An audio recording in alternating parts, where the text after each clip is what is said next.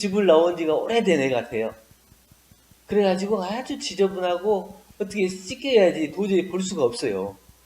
그래가지고 집에 데려다가 탁 따뜻한 물로 이렇게 잘 씻기고 머리도 빗기고 그리고 가만히 쳐다보니까 나네. 감사해요. 사랑해요. 잘했어요. 함께해요. 반갑습니다. 오늘 눈이 왔는데 보셨습니까? 눈 오면 좋아요? 차 운전하시는 분들은 안 좋아요? 네. 그냥 어렸을 때 마음으로 돌아가면 참 이렇게 행복하고 또 운전하고 사고 나는 거 보면 안 좋고 그러죠? 예.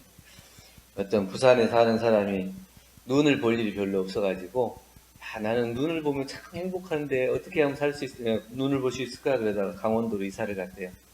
그러니까 처음에 이제 첫날 눈이 딱 내리니까 야 멋지다 역시 눈은 강원도에서 봐야 된다 이러는데 그 다음날도 눈이 오더래요. 야 이제 한 2, 3일 지나니까 왜 이렇게 하늘에서 쓰레기가 많이 내리고 그게 없을 때는 그게 아름답게도 보이고 멋지기도 보이지만 그게 일상이 되면 우리가 그것이 아름다운 것보다는 일거리로 생각하기가 더 쉬워진다 이거예요. 그러니까 이제 눈이 2살에서 조금씩 올 때는 그게 없으니까 참 이쁘다 아름답다 이렇게 봤지만 날마다 하늘에서 내려서 수북히 쌓여있는 그 눈을 치우면 또 쌓이고 치우면 또 쌓이니까 이게 이제 쓰레기더미나 마찬가지예요. 우리도 이제 삶을 살아가는 데 있어서 그런 것도 같아요. 자기한테 없는 거는 굉장히 소중하게 느껴지고 귀하게 느껴지고 갖고 싶고 이러는데 나한테 이미 있는 것은 그것이 별로 중요한지 모르고 그렇게 살아가는 것은 아닌가 이런 생각도 해봅니다. 우리 인생을 돌아볼 때 무엇과 비교할 수 있을 것 같아요? 제가 오늘 인생을 비교하니까 숨바꼭질 아닌가 이런 생각을 했어요. 그러니까 뭔가 열심히 찾아요. 내가 순례가 돼가지고 막 찾아 뭔가를 열심히 찾는데 무엇을 찾는지도 모르고 찾기도 하고 그 원하는 것을 열심히 찾기도 하고 그렇게 세월을 보내는데 늘 찾기만 하고 지금까지 왔어요.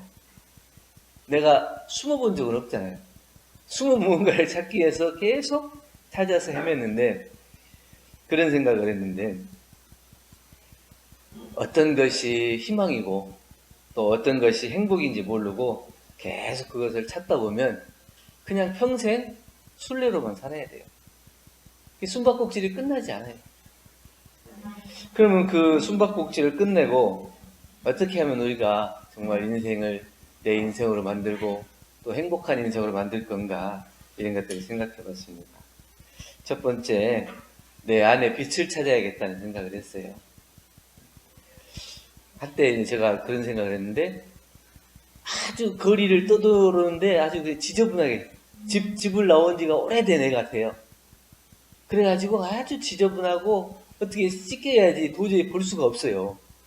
그래가지고 집에 데려다가 탁 따뜻한 물로 이렇게 잘 씻기고 머리도 빗기고 그리고 가만히 쳐다보니까 나네. 그런 경험 없어요? 그러니까 내가 지금 어디에 있는지 무슨 일을 하는지 이런 걸 잘 모르고 그냥 여기저기 방황하고 다니는 거예요. 그래서 이런 일도 힘든 일도 겪고 또 어려운 일도 겪고 이렇게 울고 불고 하면서 돌아다니다가 그냥 자기를 가만히 씻어놓고 보면 본래 자기 모습 그대로 드러나는 거예요. 그런데 그러지 못하고 그냥 지금 어디 거리에서 떠돌고 있는지 한번 잘 보세요. 지금 이 자리에 지금 와 있습니까? 여러분 지금 여기 이 자리에 와 있어요? 아니면 아직도 못 오고 있어요?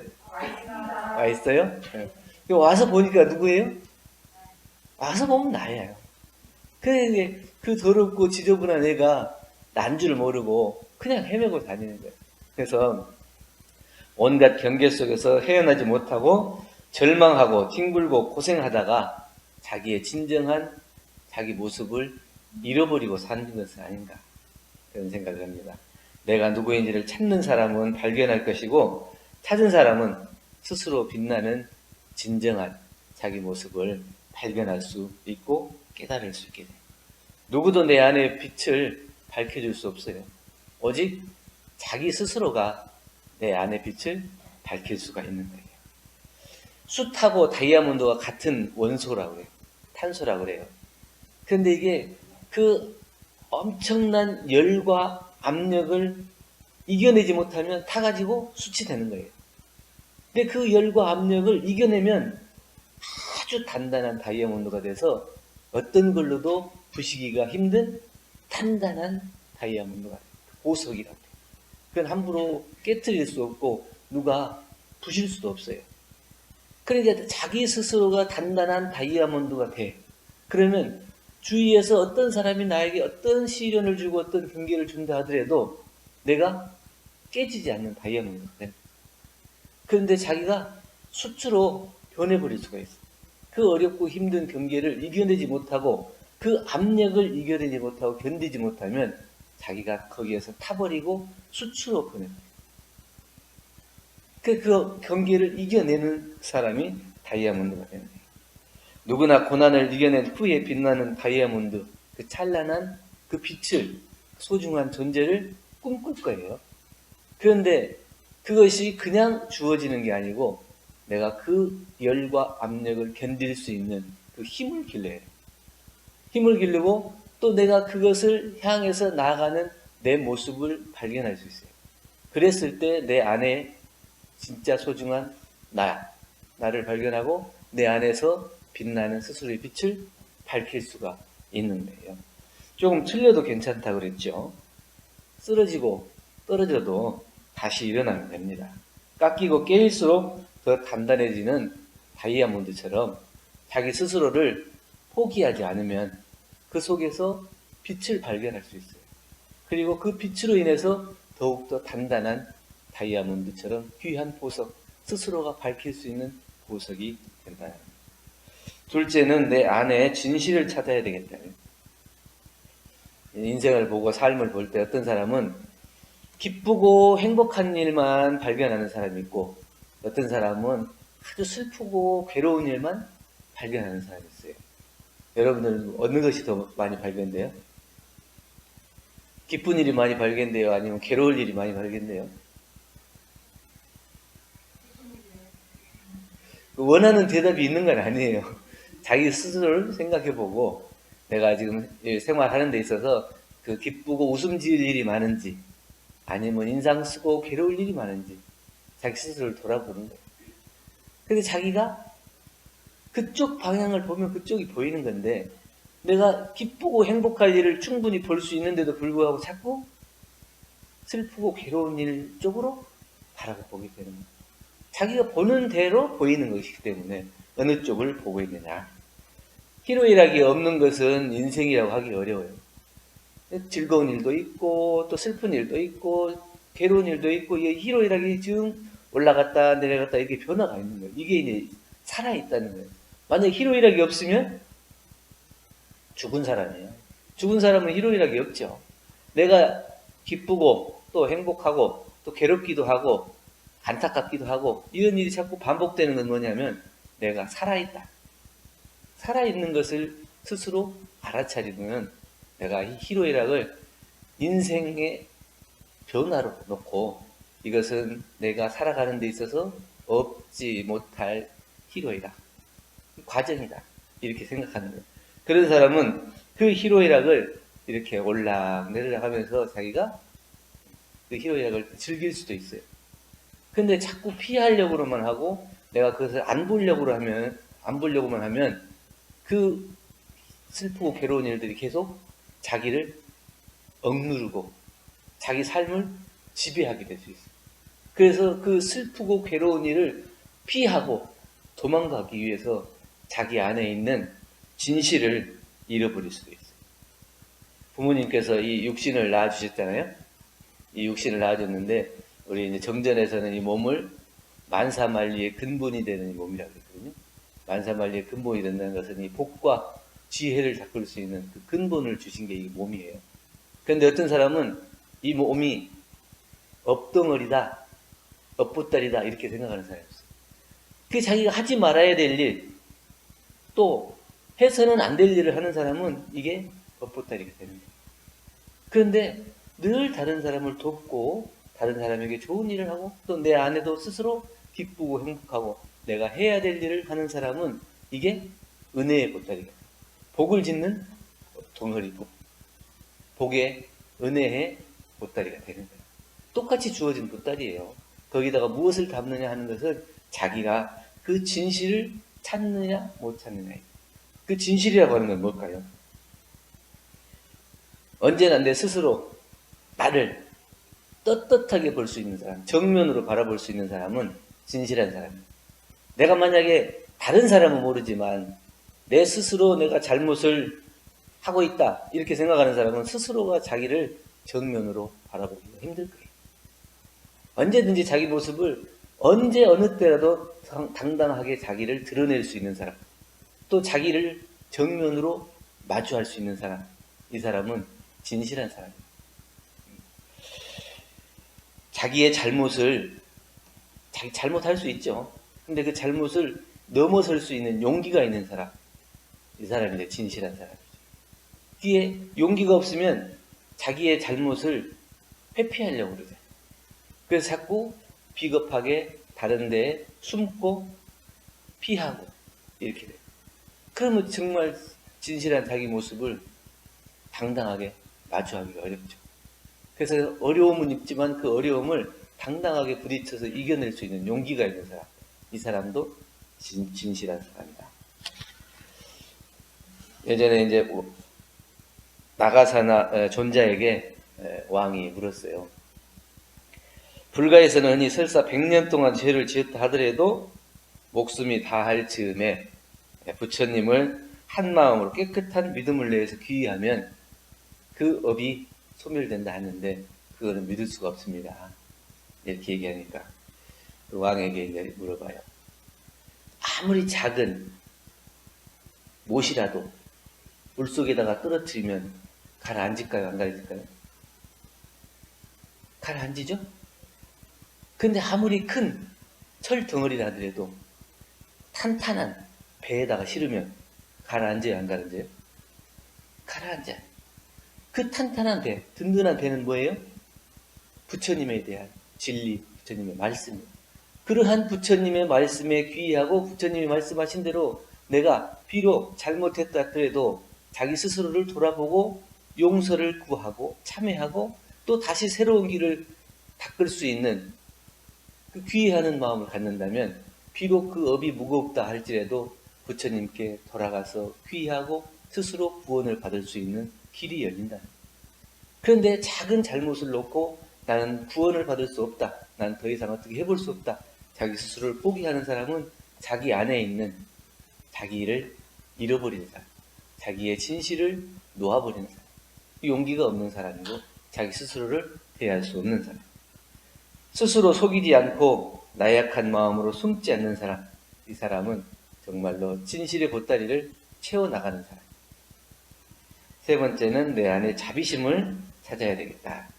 우리는 마음은 작게 말하면 한없이 작아져요. 근데 크기로 말하면 한없이 커지죠. 그래서 옛날에 불가에서는 그 겨자씨를 핀을 던져가지고 겨자씨를 맞출 정도로 그 핀을 던져서 겨자씨를 맞출 만큼의 작아지는 것이 우리의 마음이에요. 또 크기로 말하면 한없이 넓어서 뭐든지 다 수용하고 용서하고 이해하고 그럴 수도 있는 게 우리의 마음이에요. 그 허공과 같은 마음을 찾고 아무리 사용해도 부족하지 않을 그런 자비심을 내 안에서 발견해야 돼. 근데 내가 보면은 다른 사람을 용납하지 못하는 것 때문에 그 사람을 이해하지 못하고 미워하고 용서하지 못하면서 내가 저 사람을 이해하지 못하고 용서하지 못함으로 인해서 나는 점점 더 마음이 편협해지고 옹졸해지고 작아져요. 근데 그 사람을 이해하고 용서하고 살펴줌으로 인해서 내 마음이 점점 더 넓어지고 얼마든지 나는 이 자비의 마음, 너른 마음, 이해의 마음을 키울 수가 있는데 자기 스스로가 그것을 키우지 못하고 점점 작은 마음으로 만들고 있는 것은 아닌가. 자비심이라고 하는 것은 한 생각 돌려서 다른 사람을 생각하는 마음이에요. 그래서 뭐 크다 했고 뭐 큰 공부 한 30년 공부를 해야 그 자비심이 생기고 부처님 같이 큰 깨달음을 얻어야 자비심이 생기고 그런 것이 아니고 이해하는 마음, 내가 그 사람을 한번 돌아볼 수 있는 마음, 그 여유로운 마음 하나가 자비심이에요. 거기에서부터 시작하는 거거든요. 그 마음에서부터 시작하고 그 사람을 이해할 수 있고 용서할 수 있고 그 마음이 넓어지는 거예요. 아주 오래된 그 원망, 그 미움 이런 것들이 쌓여가지고 저 사람을 도저히 내가 받아들일 수 없고 용서할 수 없다 하지만 그 작은 틈을 만들어 보는 거예요. 그래도 그 사람한테 그런 점이 있기 때문에 그래서 그랬을 거라는 그 마음 하나, 이해하는 마음 하나를 만들면 거기에서부터 자기가 얼어있던 그 마음이 조금씩 열리고 녹게 되면 자기의 마음이 생기는 것이 아닌가. 어떤 한 여인이 자기 아들이 일찍 죽었대요. 일찍 죽으니까 이제 묘지에다가 이제 다 묻어놓고 자기가 이제 매번 와볼 수가 없기 때문에 매주 그 묘지 관리인한테 돈을 보내. 돈을 보내고 편지를 보내. 이 편지를 아들 묘지에다가 놔주고 또 이 돈으로는 꽃을 사서 아들 묘지에다가 다 놔주세요. 매주 돈을 벌어. 그러다 어느 날 하루는 그 부인이 왔는데 너무너무 초췌한 모습으로 다 죽어가는 모습으로 왔어요. 이제는 내가 더 이상 아들을 위해서 꽃을 살 수 있는 돈을 보내줄 수 없을 것 같아요. 마지막으로 왔습니다. 그리고 큰 꽃을 사갖고 왔어요. 그러니까 이 묘지 관리인이 얘기를 하는 거예요. 그동안 부인이 저에게 매주 아들에게 꽃을 사주라고 돈을 보내줬지만 사실은 누가 봅니까? 아들 묘지에 놓여진 꽃을 누가 봐요? 아무도 안 봐요. 그런데 그 꽃을 보고 좋아할 사람들에게 그 꽃을 주는 것이 어떻습니까? 동네에 가면 양로당도 있고 또 어린이집도 있고 많이 있어요. 그 많은 사람들을 위해서 그 꽃을 만약에 준다면 그 사람들이 얼마나 기쁘고 행복해 하겠습니까? 여기 아무도 보지 못하는 아들 묘지에 매주 꽃을 넣는다는 의미가 있겠습니까? 근데 그 부인이 그 얘기를 듣고 가만히 생각하더니 돌아갔대요. 나중에 얼마가 지나서 건강한 모습으로 활짝 웃는 모습으로 돌아왔어요. 그 관리인 말씀이 맞습니다. 내가 그동안 우리 아들을 위해서 묘지에다 꽃을 놨는데 정말 그 관리인 말을 듣고 양로당 가서 내가 꽃을 드렸더니 그분들이 그렇게 기쁘고 즐거워하고 하는 모습을 보니까 내 마음속에 기쁨과 행복이 있어서 내가 더 이상 살지 못할 거라고 생각했던 내 병이 나았어요. 병원에 가서 의사한테 물어보니까 이건 기적입니다. 어떻게 이런 일이 있을 수 있겠습니까? 그게 내가 다른 사람을 위하는 마음 같지만 자기 스스로를 살리는 마음. 그게 이제 자비의 마음이거든요. 그 한 생각을 돌려서 다른 사람을 보고 내가 그것을 죽은 아들을 위해서보다는 조금 더 의미 있는 일에, 조금 더 넓은 일에, 더 많은 사람들이 행복할 수 있는 일에 그 마음을 쓰는 그 마음. 이게 자비의 마음. 내 안에 그 마음이 돋아날 때 나 스스로가 행복해지고 이 세상이 함께 행복해질 수 있는 그 길이 열린다는 거예요. 그렇기 때문에 나의 우를 벗어날 수 있을 때 큰 세상을 보게 되고 은혜로움을 발견해요. 내가 정말 힘들고 어렵고 나의 그 발 아래 낭떠러지만 보면은 길이 안 열려요. 더 넓은 세계, 더 먼 곳을 보면서 내가 할 수 있는 일을 찾고 그 사람에게 도움이 될 수 있는 일을 찾아보는 것이 내 안에 자부심을 키우는 일이다. 인생을 살아가는 데 있어서 매일같이 숨바꼭질 하듯이 무언가를 찾지만 뭘 찾고 있는지도 모르고 그렇게 시간이 지나가고 흘러가고 그럴 것이 아니고 내가 찾아야 할 것이 뭔가, 내가 찾고 있는 것이 뭔가 이걸 확실히 알고 그것을 찾아요. 오늘 숨바꼭질 얘기 듣고 어떻게 내가 찾아야 할 걸 머리카락이라도 좀 보입니까? 꼭꼭 숨어서 머리카락도 안 보입니까? 네. 그래서 우리 안에 빛을 찾고 또 내 안에 진실도 찾고 내 안에 있는 자비심을 발견해서 키워나갈 때 우리가 인생을 살아가는 데 있어서 소중한 것들을 발견하고 찾고 의미를 깨달아서 나뿐만 아니라 많은 사람들이 함께 행복한 인생을 살 수 있지 않을까 이런 생각으로는 인생은 숨바꼭질이다 하는 제목으로 말씀드렸습니다. 감사합니다.